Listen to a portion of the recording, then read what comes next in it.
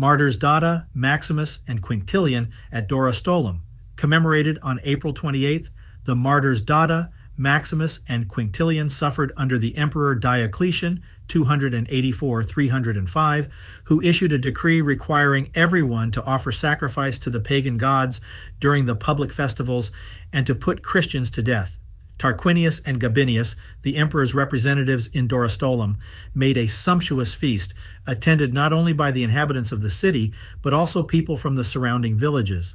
After the festivities, someone reported to the emperor that 3 brothers, Dada, Maximus, and Quintilian, did not obey the imperial decree and withdrew themselves into the Ozovia forest. Soldiers were sent after them, who caught the holy brothers at prayer and led them forth for trial. The governors interrogated the brothers, who confessed themselves Christians. Tarquinius offered to make St. Maximus a pagan priest of Zeus, but the saint called Zeus a foul adulterer and again confessed the true God.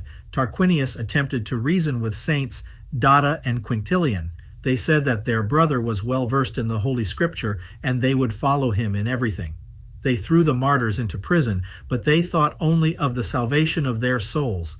At midnight, when the saints were asleep, the devil appeared to them. When the martyrs woke, they beheld an angel who said, "Fear not, for God your hope brings you to himself. He is not far from you and will sustain you." In the morning, Tarquinius told the brothers that the gods had revealed their will to him in a dream. They were to be put to death if they did not offer sacrifice.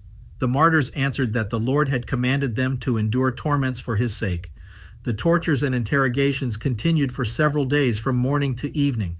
Finally, they sentenced the martyrs to death, led them out under guard to their forest, and beheaded them with a sword.